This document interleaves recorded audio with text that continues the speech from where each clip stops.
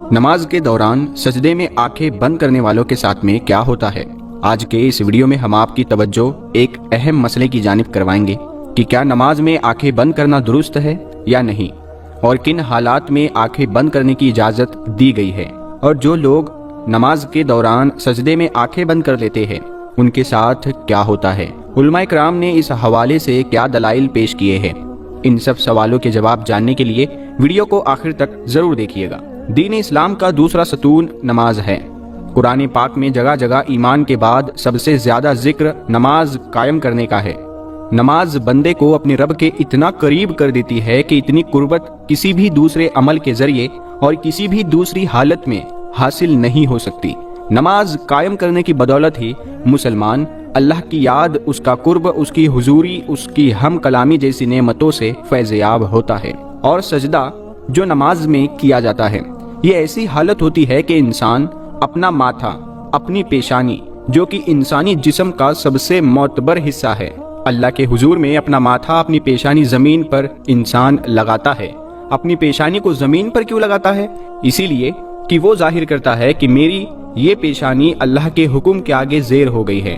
یہ میرے رب کا حکم تھا کہ اپنی پیشانی کو سجدے میں زمین پر لگاؤ۔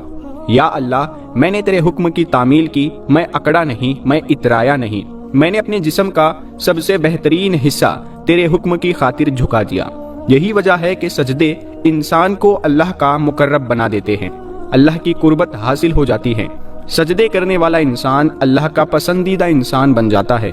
کیا دین کی روح اور بندگی کی معراج ان چیزوں کے سوا اور بھی کچھ ہو سکتی ہے؟ ظاہر ہے کہ نہیں ہو سکتی۔ ایمان کی جڑوں کو نمی اور تازگی صرف اللہ تعالیٰ کی یاد سے ہی ملتی ہے۔ جس درخت کی جڑوں کو نمی اور تازگی نہ ملے تو وہ سوکھنے لگتا ہے اور وہ پھلتا پھولتا نہیں ہے۔ اسی لیے جس شخص کا دل اللہ تعالیٰ کی ذات سے غافل ہو، اس کا ایمان مرجھا جاتا ہے۔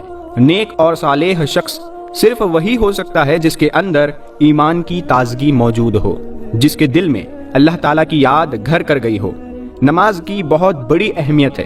مسلمان اور کافر میں فرق کرنے والی نماز ہی ایک ایسی چیز ہے۔ نماز یعنی جو نماز پڑھتا ہے وہ مسلمان ہے، اور جو نماز نہیں پڑھتا وہ کافر ہے۔ اللہ اکبر۔ پیارے دوستو، سیدہ فاطمہ رضی اللہ تعالی عنہا نے کبھی بھی نماز قضا نہیں کی۔ یہ ہمارے زمانے کی عورتیں کہتی ہے کہ گھر میں کام زیادہ ہوتا ہے، تھکاوٹ ہو جاتی ہے، نماز کا ٹائم نہیں ملتا، تلاوت کا ٹائم نہیں ملتا۔ پیارے دوستو، ایک مرتبہ رسول اللہ صلی اللہ تعالی علیہ وسلم اپنی بیٹی سیدنا فاطمہ رضی اللہ تعالی عنہا کے گھر تشریف لائے۔ فاطمہ رضی اللہ تعالی عنہا نماز پڑھ رہی تھی۔ کھڑی ہونے لگی تو نماز کے لیے دھڑام سے نیچے گر پڑی، پھر کھڑی ہونے لگی، پھر گر پڑی، پھر کھڑی ہوئی، پھر گر پڑی، 5 مرتبہ گر پڑی۔ نماز کے بعد رسول اللہ صلی اللہ تعالی علیہ وسلم نے اپنے جگر گوشہ سے پوچھا، اپنے جگر کے ٹکڑے سے پوچھا، اے بیٹی کیا بات ہے؟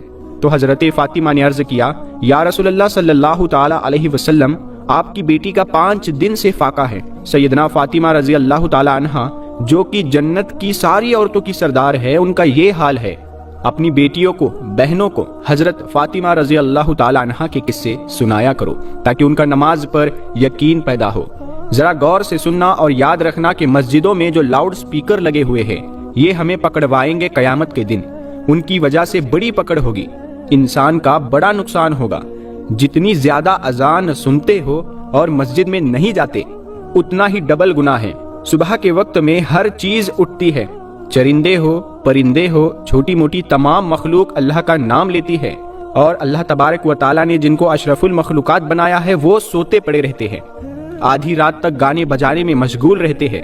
حدیث پاک میں آتا ہے، قرآن کریم میں ہے کہ درختوں کے پتے بھی اللہ کا نام لیتے ہیں، پتھروں کے کنکڑ بھی اللہ کا نام لیتے ہیں، زمین آسمان کے درمیان میں سمندر کا قطرہ قطرہ اللہ کا نام لیتا ہے، دریا کا قطرہ قطرہ اپنے اللہ کو یاد کرتا ہے۔ پیارے دوستو، ہم آپ کو نماز میں آنکھیں بند کرنے کے حوالے سے فقہا کی کیا کیا رائے ہے وہ بھی بتائیں گے، لیکن اس سے پہلے ضروری ہے کہ رسول اللہ صلی اللہ تعالی علیہ وسلم کی نماز کیسی تھی، اس حوالے سے بھی بات کی جائے، کیونکہ حدیث پاک کا مفہوم ہے کہ تم نماز ویسی ہی ادا کرو جیسے تم نے مجھے ادا کرتے ہوئے دیکھا ہے۔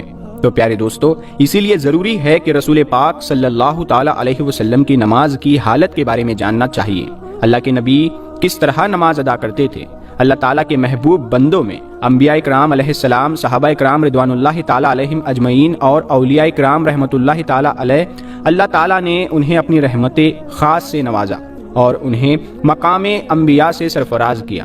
ان محبوب ہستیوں کی نماز میں بے پناہ محویت، خشوع اور خضوع تھا۔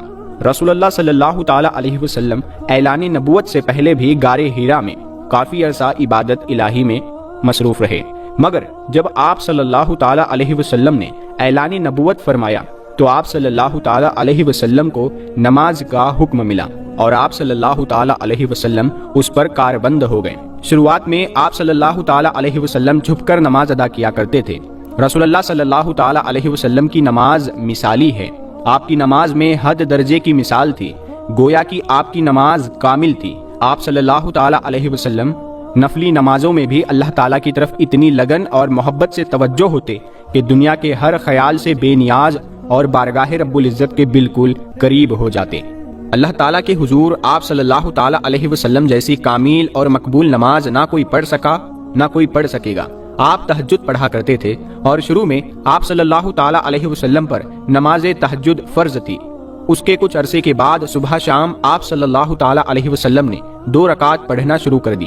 اس کا ذکر قرآن پاک میں یوں ہے: صبح شام اپنے پروردگار کا نام یاد کیا کرو اور رات کے وقت دیر تک اس کو سجدہ کیا کرو، اس کی تسبیح کیا کرو۔ مفسرین کا کہنا ہے کہ رات کو اٹھ کر دیر تک نماز پڑھنے کا حکم 1 سال تک باقی رہا۔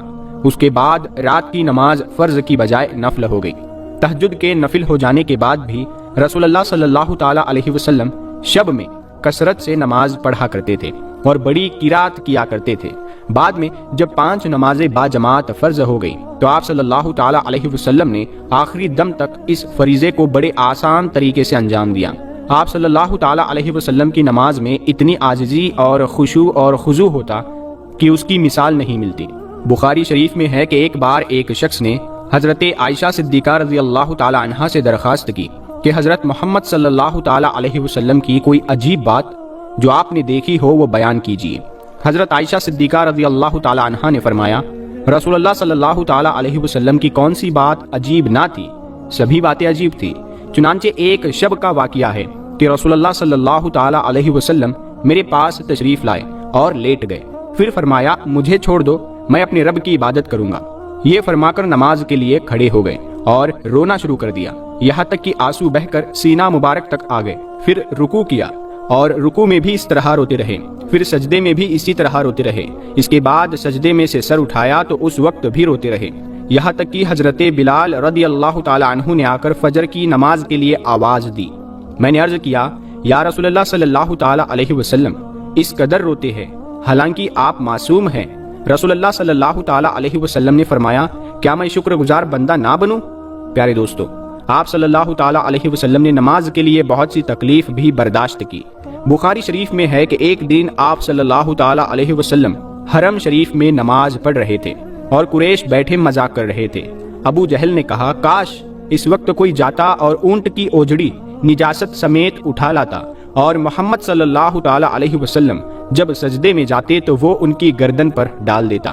چنانچہ عقبہ نے ابو جہل کی خواہش کے مطابق ایک بڑے اونٹ کی اوجڑی لا کر آپ صلی اللہ تعالی علیہ وسلم پر ڈال دی اور آپ کو سخت تکلیف اٹھانی پڑی۔ مسلم شریف میں حضرت حذیفہ رضی اللہ تعالی عنہ سے مروی ہے کہ ایک رات مجھ کو رسول اللہ صلی اللہ تعالی علیہ وسلم کے ساتھ نماز پڑھنے کا اتفاق ہوا۔ رسول اللہ صلی اللہ تعالی علیہ وسلم نے سورہ بقرہ شروع کی۔ میں نے سمجھا آپ 100 آیتوں تک پڑھیں گے، لیکن جب آپ اس کو پڑھ کر آگے بڑھے تو میں نے دل میں کہا شاید آپ پوری سورت ایک ہی رکعت میں ختم کرنا چاہتے ہیں۔ چنانچہ آپ نے اس سورت کو ختم کیا تو میں نے خیال کیا اب آپ رکوع کریں گے، لیکن آپ صلی اللہ تعالی علیہ وسلم نے سورہ آل عمران شروع کر دی اور وہ بھی ختم ہو گئی۔ سورہ النساء شروع کر دی۔ رسول اللہ صلی اللہ تعالی علیہ وسلم بہت ٹھہر ٹھہر کر نہایت سکون و اطمینان سے قرات فرما رہے تھے اور ہر آیت کے مضمون کے مطابق درمیان میں تسبیح اور دعا کرتے جاتے۔ اس کے بعد رسول اللہ صلی اللہ تعالی علیہ وسلم نے رکوع کیا اور رکوع میں بھی قیام کے برابر کیا۔ فرمایا کہ کھڑے ہوئے اور اتنی ہی دیر کھڑے رہے، پھر سجدہ کیا اور سجدے میں بھی اتنی اس قدر دیر فرمائی۔ حضرت عوف رضی اللہ تعالی عنہ کہتے ہیں کہ ایک رات میں رسول اللہ صلی اللہ تعالی علیہ وسلم کے ساتھ تھا۔ रसूल अल्लाह सल्लल्लाहु ताला अलैहि वसल्लम ने मिसवाक किया, वजू फरमाया, नमाज के लिए खड़े हो गए। मैं भी रसूल अल्लाह सल्लल्लाहु ताला अलैहि वसल्लम के साथ नमाज में शरीक हुआ। रसूल अल्लाह सल्लल्लाहु ताला अलैहि वसल्लम ने एक रकात में पूरी सूरह बकरा पढ़ डाली। जहां रहमत की आयत आती है ठहर जाते और देर तक रहमत की दुआ मांगते रहते। सूरत के आखिर पर रुकू किया और इतनी देर तक रुकू में रहे जितनी देर सूरह बकरा की किरात में लगी थी। रुकू के बाद इतना ही तवील सजदा किया।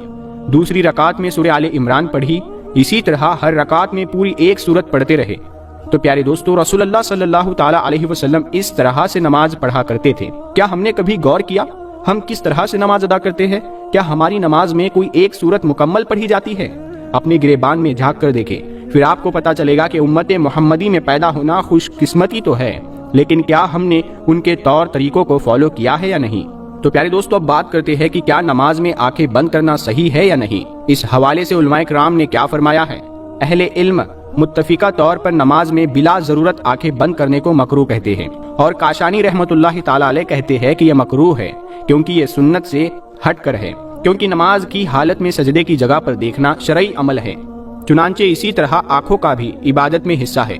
मराकी अल फलाह के मुअल्लिफ ने नमाज के दौरान आंखें बंद करने को मकरूह कहा है। ताहम कहीं मसलिहत का तकाजा हो तो जायज है, बल्कि उन्होंने ये भी कहा कि बसा औकात आंखें बंद करना आंखें खोले रखने से बेहतर होगा।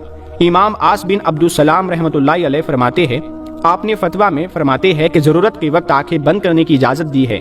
अगर उसे नमाज में खुशू ज्यादा पैदा होने का इम्कान हो तो आंखें बंद की जा सकती है। जबकि इब्ने कय्यिम रहमतुल्लाहि ताला अलैह ने जादुल मियाद में सराहत के साथ लिखा है कि अगर आंखें खोल कर रखना जरूरी है और अगर आंखें बंद करके रखने से ज्यादा खुशू पैदा होगा, मसलन कोई ऐसे नक्शो निगार या कोई ऐसी और चीज मौजूद है जिससे आपका ध्यान नमाज में नहीं लग रहा है, खलल पैदा होता है, तो फिर कतई तौर पर मकरूह नहीं है, बल्कि ऐसी सूरत में आंखें बंद करने को मुस्तहब कहना मकासिद शरीयत से मकरूह कहने की निस्बत करीब तर है। तो प्यारे दोस्तों, उलमाए किराम के फरमान के मुताबिक हमने देखा कि क्या नमाज के दौरान आंखें बंद की जा सकती है या नहीं। बहरहाल बेहतर ये है कि आंखें खोल कर नमाज पढ़ी जाए, क्योंकि नमाज पढ़ने के दौरान सजदे की जगह पर देखना जरूरी है। प्यारे दोस्तों, आखिर में अल्लाह ताला से दुआ है कि अल्लाह ताला हमें दीन की समझ अता फरमाए, हमारी नमाजों में खुशू और खुजू पैदा फरमाए। जिस तरह रसूलुल्लाह सल्लल्लाहु ताला अलैहि वसल्लम ने जिंदगी गुजारी है, उन्हीं के नक्शे कदम पर चलने की तौफीक अता फरमाए। हम रसूलुल्लाह सल्लल्लाहु ताला अलैहि वसल्लम पर सुन्नतों पर अमल करने वाले बन जाएं। हमारा जीना मरना रसूलुल्लाह सल्लल्लाहु ताला अलैहि वसल्लम के लिए हो।